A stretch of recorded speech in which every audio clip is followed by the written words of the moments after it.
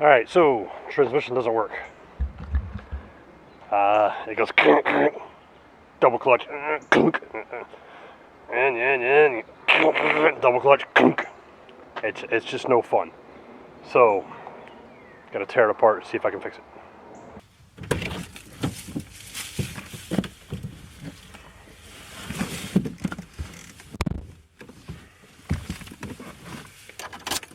I mean, I got errands to run anyway. Oh, I need fuel. Oh well.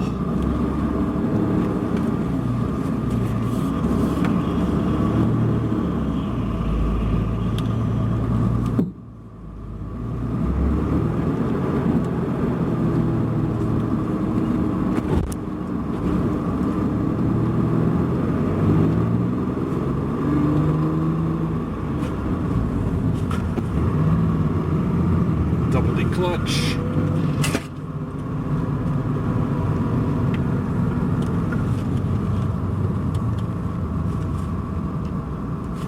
Won't go into first.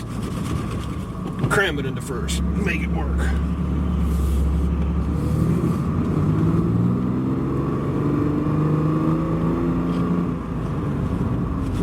Oh, there we go. Used to be it's only doing it in first and third. Now it's starting to do it second as well. Frustrating, aggravated. It's only been doing this since about 80,000 miles. 88,000, give or take.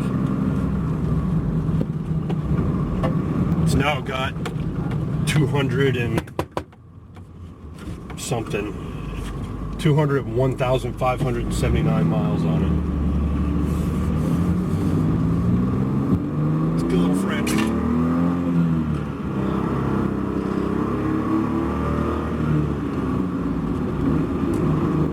It's a little aggravating, but I have to do that. Welcome to Saturday. I have like 4 hours to get the transmission back into the truck, get it to the emissions testing station to get the emissions done so I can apply for a tag, even though the deadline's been extended. I'm just going to stab the Mazda transmission back in, but first I'm going to try to correct a problem. And I'm remembering from deep back in the dark recesses of my mind that if you've ever been into one of these transmissions, they need to be shimmed back up, or they need to be shimmed up. Only problem is the shims cannot be had. They're not made. Nobody makes them. So you're going to make one out of a Coke can. I don't have a Coke can, so let's go with the next best thing.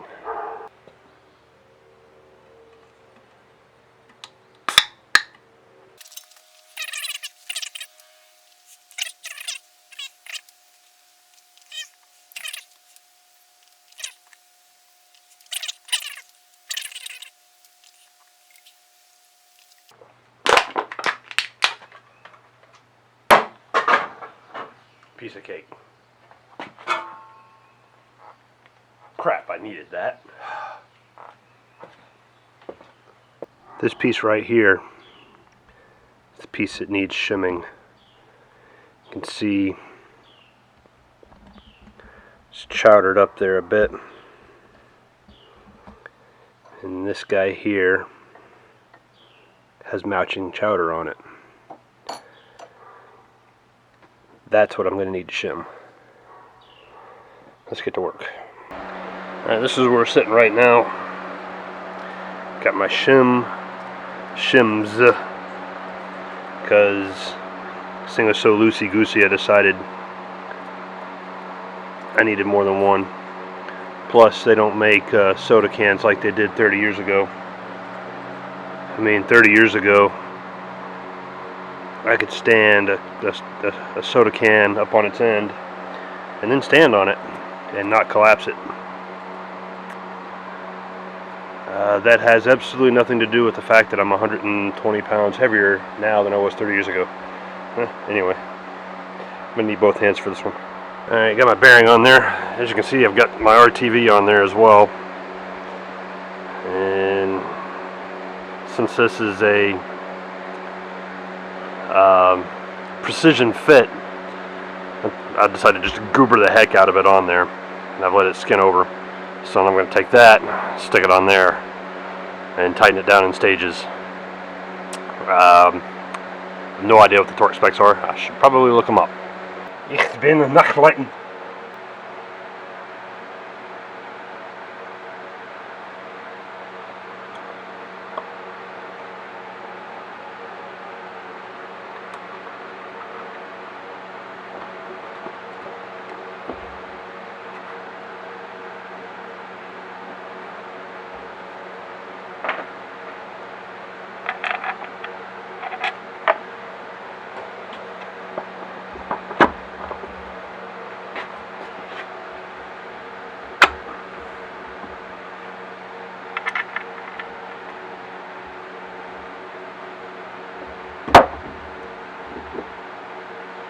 The right fool for the job, you know what I'm saying?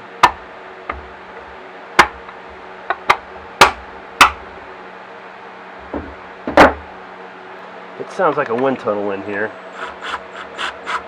It's not my fault.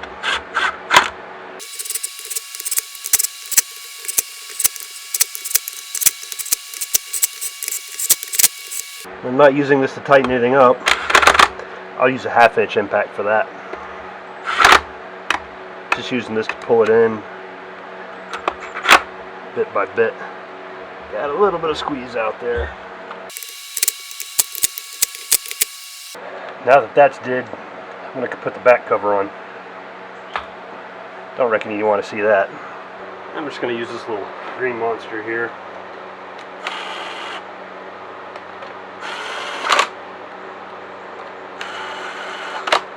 I'm just running them in.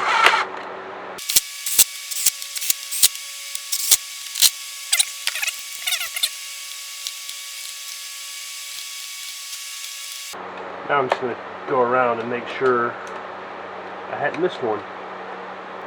I'm giving them all just a little bitty tweak since they're all tight.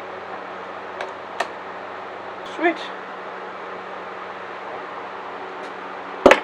We're now at the part that's going to give me the biggest headache, and that is getting that under the truck and up in the hole.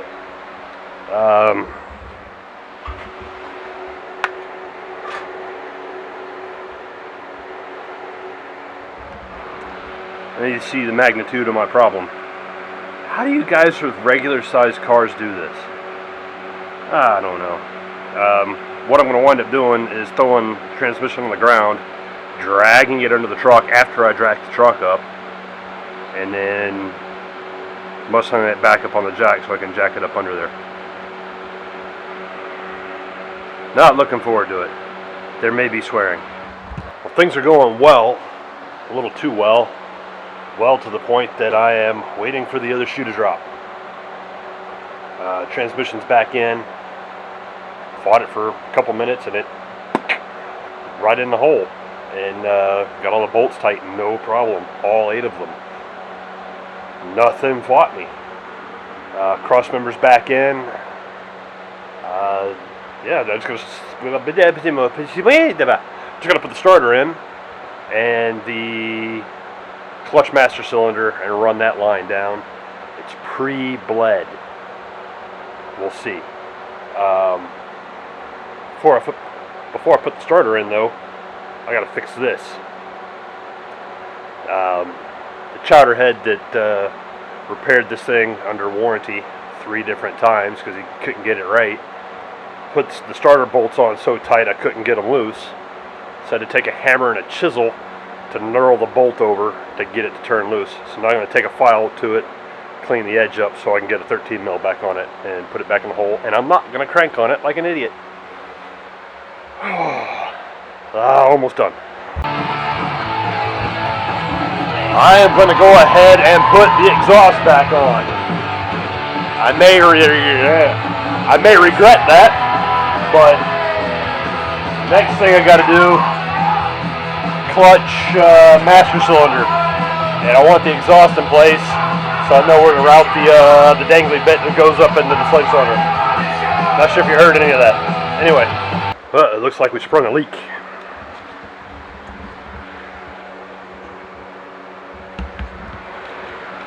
Let's hope it's coming from where I think it's coming from and not from somewhere that I don't want it to come from. I'm going to crawl under there with my Alabama socket set in the hopes that the drain plug's not quite tight enough.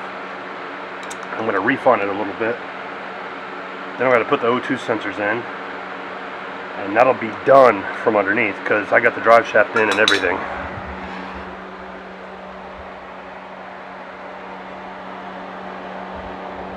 So he's got a 36-foot long, 20-inch drive shaft. Whatever it takes, right? Oh, there's a pole there.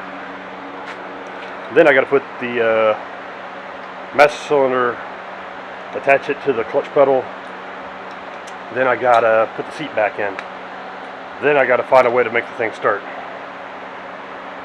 One thing at a time, right? Almost there, almost there. Fingers crossed.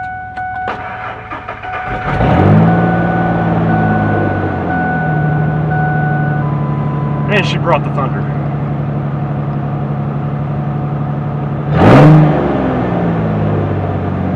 As I thought it was going to be. She moved. She moved under her own power. Got to drive her around the block. Got a bunch of stuff in the back here. I got to clean out.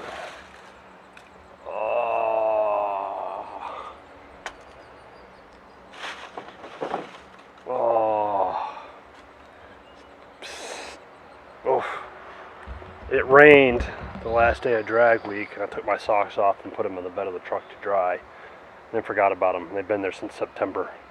It's now June-ish. Gross. So no. So now the question is, did it work? No, it did not work. But it did move. Did my shim trick work? Possibly. It feels a tiny bit better. Everything's not all loosey-goosey. Still didn't want to shift. But I have to get emissions done on it and get it tagged and registered. Then I can drive it for another year, and I can really bide my time and do exactly what I want and put a new clutch in it. And let me tell you, that sucker lets go right off the floor. I mean, it lets go right now, which made me stall it a couple times, and with a dead battery, not so nice. Anyway, now I gotta fix the exhaust because open headers are not so good. That's part of the old pipe. I have to cut that off with Cuddy McDeath wheel here, and got some slit fits and some clamps. I'm going to make a quick release exhaust system. Well, it already was quick release with a Sawzall. Now it's going to be quicker release with just a couple nuts and bolts. So grindy cut, and I can put the exhaust back in and it won't be obnoxiously loud. Of course, I took it for a test drive and every cop in the county was out. So I couldn't get on it, hardly. I just felt eyeballs in the back of my head. So let's get cutting, chopping, clamping, whacking, and then maybe we can go for a ride. I've cut that bracket off that I don't need anymore.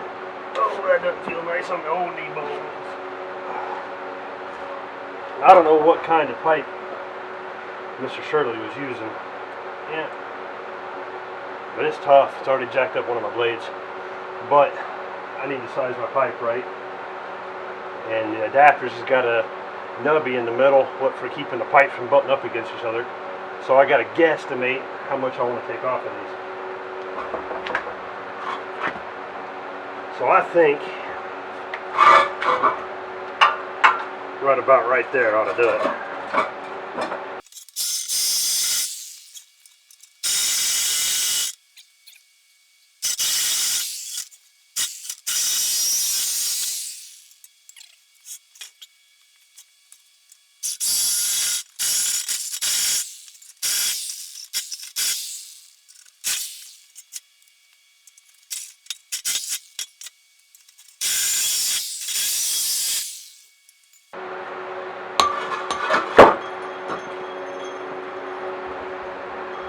Calling it for the day.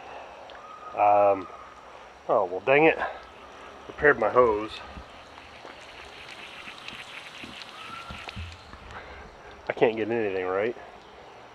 I've changed clothes because I got absolutely filthy. Manual transmissions, they said, do a manual transmission. They're easy. I think that's the grossest I've ever gotten on a project before. Crash and burn, sucker. Anyway, I got the most disgusting I've ever gotten before working on something, working on this. To mock up the exhaust, I bought one too few connector and clampy things. And it's a total fail, but no experiment that returns usable data is a complete failure. So yeah, I learned a lot on this. Hopefully I'll be able to put it to use in the future. But for now, that's it for this. I'm going to try to take it and get the emissions done on it tomorrow or Tuesday. Thanks for watching. Have a good one. Edit, addendum, revision, etc., etc., et al., everybody. I decided after installing the pre-bled slave and master cylinder to buy 10 foot of tubing for irrigation system at the big box hardware store, and I use that as a line to run from the bleeder port on the slave cylinder up through the hole in the trans tunnel, because I hadn't put that back together yet, up to a jar on the dash. And I enlisted my neighbor Jeff to come help me bleed the thing. And lawn suffering fool had to sit there and mash the clutch pedal about 50,000 billion times. But taking it for a test drive, and whereas before it didn't work, is doing all the saying. Now it only works. I can't begin to even explain how excited I am about that. I've got my truck back, and it's not 100%. Transmission still needs to be rebuilt. No, I'm not taking this off. I desperately need a haircut. But shimming it has restored most of its functionality. It's still a little sticky going into gear, but it doesn't go ka-thunk. She's back, and I'm happy. Thanks again for watching.